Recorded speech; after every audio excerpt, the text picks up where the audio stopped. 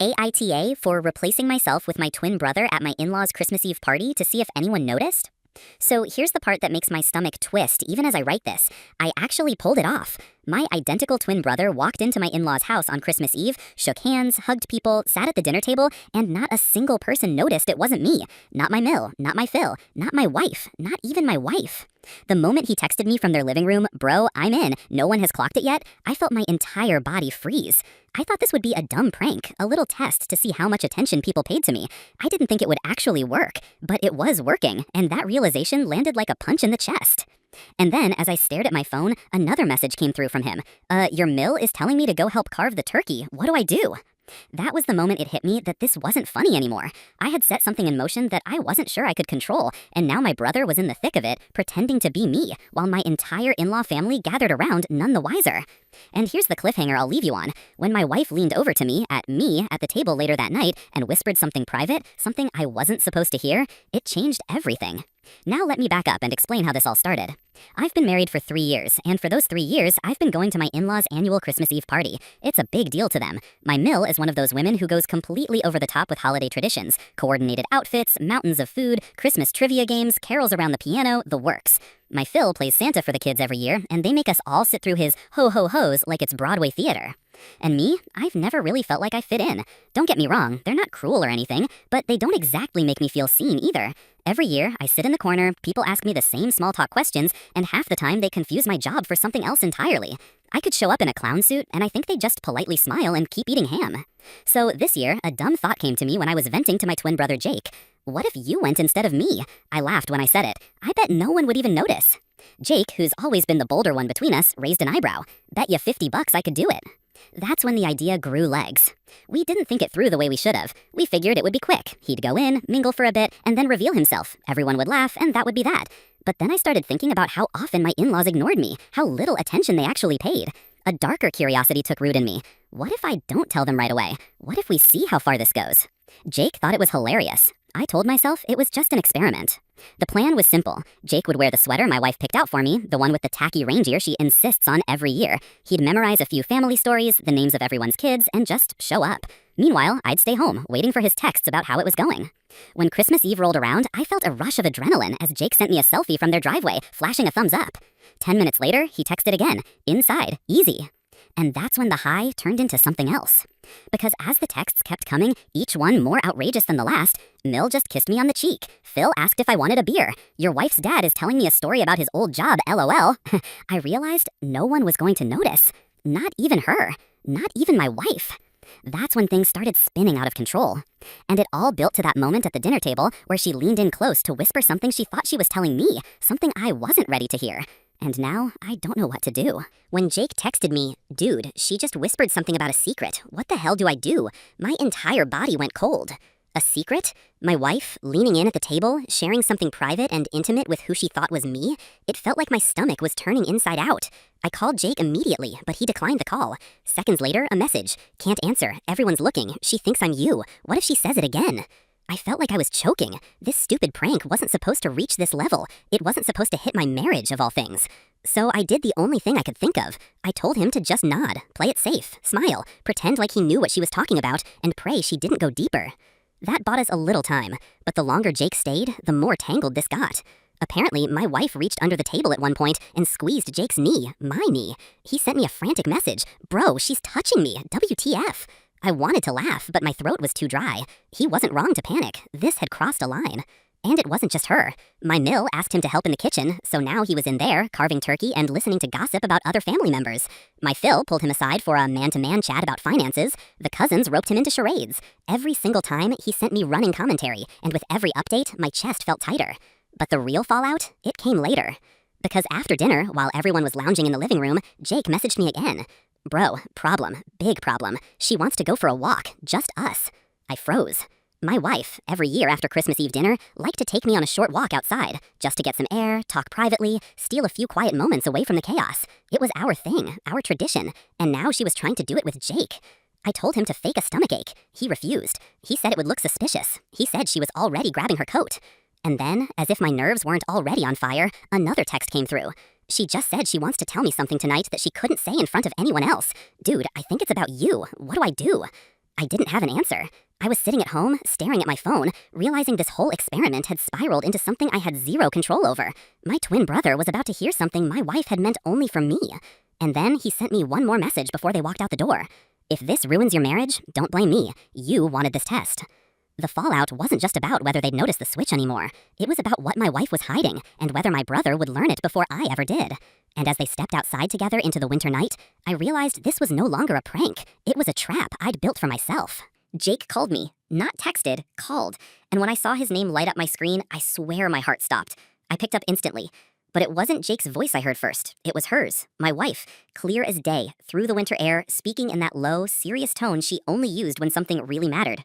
I can't keep lying to you. You deserve the truth. Jake didn't say a word. He must have put me on speaker, or maybe just held the phone low. Either way, I was hearing everything, and I felt my blood run cold. Because this was it. The secret. The thing she couldn't say in front of anyone else. The thing she had saved for our tradition. The thing my twin brother was about to hear before I ever did. I couldn't breathe. Then she said it. There's someone else. The world tilted sideways. I gripped the edge of the couch, trying not to pass out. My wife, the woman I had trusted with everything, the person I'd promised my life to, she was admitting it to Jake. But she wasn't done. It wasn't supposed to happen, I swear, but it did, and it's been going on for months now. My ears were ringing. I couldn't even process it. Jake, ever the idiot, cleared his throat. Wait, what? I almost screamed at him through the phone to shut up, to not blow it. She sighed, like she'd been carrying this weight forever. I wanted to tell you before tonight, but then you walked in and you looked so, I don't know, you looked different, softer.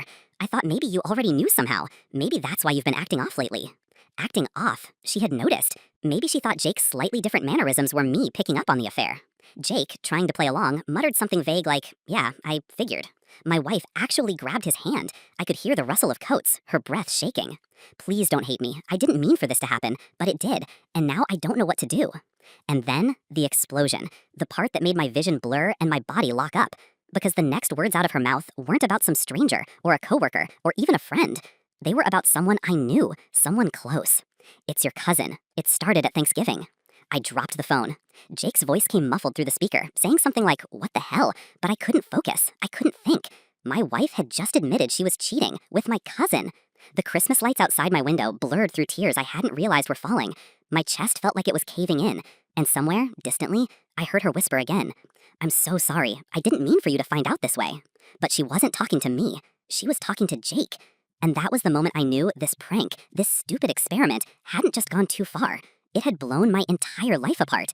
And I had no idea how I was supposed to walk into that house and look either of them in the eye ever again. I didn't sleep that night. Not a wink.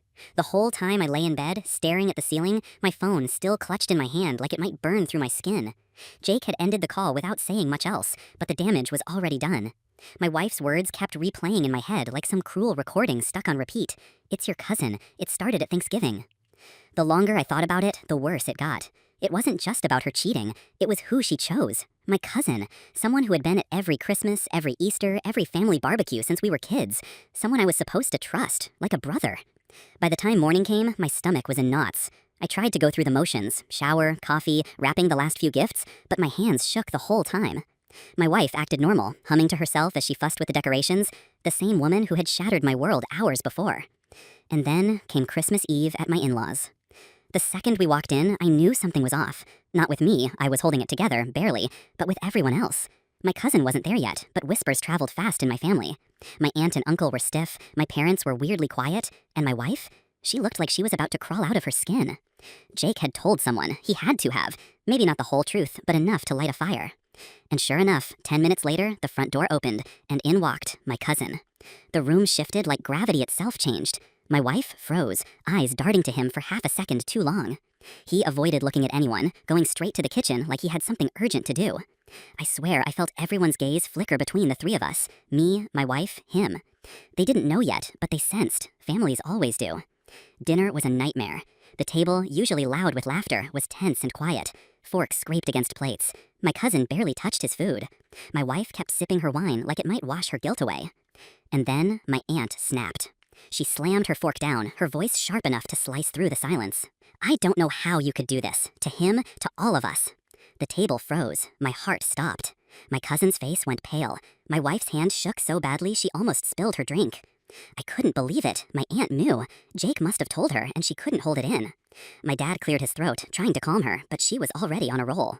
You think sneaking around makes you clever? You think nobody notices? Families talk, families see, and if you think this won't come out, you're dead wrong. My cousin muttered something under his breath, but it was my wife who cracked. She burst into tears, full-on sobbing into her napkin. Everyone turned to look at me, like I was supposed to be the one with answers, like I wasn't the last person in the room to find out. And in that moment, I realized the truth wasn't some quiet secret anymore. It was a wildfire. It had already spread.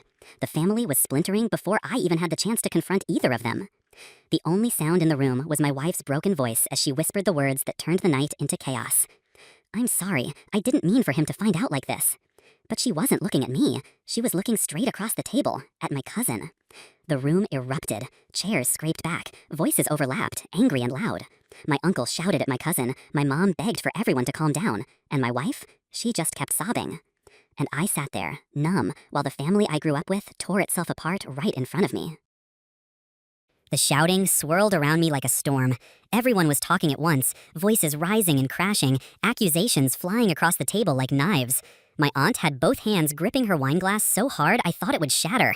My uncle was red-faced, pointing at his son, my cousin, who sat there with his jaw clenched tight, staring at the table like if he looked up he'd crumble. And my wife still sobbed, but she wasn't reaching for me. She wasn't begging me for forgiveness. Her eyes kept darting across the table toward him, as if the two of them were tethered by some invisible thread no one else could see. That was the breaking point. Something in me snapped. My chair screeched across the hardwood as I shoved it back, the legs scraping like nails on a chalkboard. The room went silent except for my wife's hiccuping sobs. Every eye turned to me. For once, I didn't feel numb. I felt fire in my chest, hot and choking, and I knew I wasn't going to sit there quietly anymore. You, I said, my voice low but steady, pointing across the table at my cousin, look at me. He didn't. His shoulders stayed hunched, his eyes fixed on the mashed potatoes like they might save him. I slammed my fist down on the table so hard the plates rattled. My mom flinched, my wife gasped, look at me. Finally, his head snapped up, and I saw it. The guilt, the shame, but also something else, defiance, like he didn't want to give me the satisfaction of seeing him small. How long? I asked. My voice was shaking now, but I didn't care. How long have you been sneaking around with her? My wife opened her mouth, but I cut her off with a raised hand. Don't. I want to hear it from him. The silence stretched. He swallowed hard, jaw twitching. Then he muttered, barely audible, since Thanksgiving. It felt like the floor disappeared under me. All those weeks, the excuses, the late nights, the strange tension at family gatherings, they all crashed into place. My stomach churned like I might throw up. And then my wife tried to speak again, her voice trembling. I didn't mean... But I turned on her, the rage in me boiling over. Didn't mean what? Didn't mean to destroy everything? Didn't mean to crawl into bed with him while I trusted you? While I trusted both of you? Her face crumpled. She reached out, maybe to touch my arm, but I stepped back like her hand was poison. My dad's voice tried to cut through the chaos, telling me to calm down, to handle this privately. But I couldn't stop now, not when the entire family had been dragged into this mess, not when my marriage and my bloodline had been torn apart in front of everyone. You made a fool out of me, I spat, looking between the two of them, both of you, and you did it right under my nose, in front of everyone who's supposed to matter. Do you even realize what you've done? Do you care? My cousin finally spoke up, his voice sharp, defensive. It wasn't supposed to happen, okay? We didn't plan it. It just happened. That made me laugh, a bitter, ugly laugh. It just happened? What, you tripped and fell into my wife's bed? You stole from me, from family. And you? I turned back to her, my voice breaking. You were supposed to be my partner, my forever, and you chose him? Tears streamed down her face. I still love you, she whispered. It was a mistake. The words were gasoline on fire. A mistake doesn't last for weeks. A mistake doesn't look across the table at him like you just lost your soulmate. Gasps rippled through the room. My aunt broke down crying. My uncle stood and shouted at his son to get out, his voice shaking with fury. But my cousin didn't move. My wife didn't move.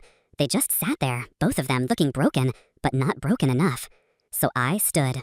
I grabbed my coat from the back of the chair, shoved my phone into my pocket, and looked around at all the faces, family members who would never look at me the same again.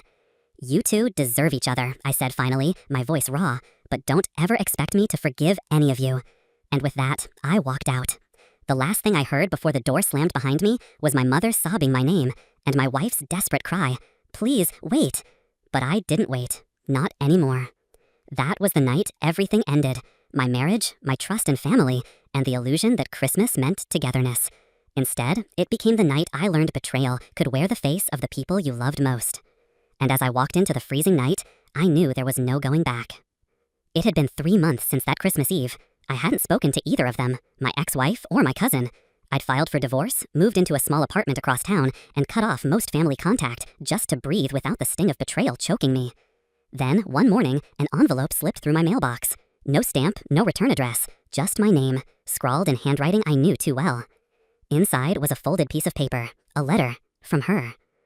I know you hate me. I know I ruined everything. But I need you to understand, what happened between me and him wasn't just a fling. It was real. And now, I think I might be pregnant. I don't know if it's his or yours. Please, I need you. I need us. I sat there staring at the words, my hands trembling. Pregnant. Didn't know whose it was. And still reaching for me? As if after burning my world to the ground, I was supposed to come back and hold her hand through the ashes? I crumpled the letter, my chest tight. But even as I threw it into the trash, a dark thought twisted in my mind. If she really was pregnant, this nightmare wasn't over. It was only just beginning.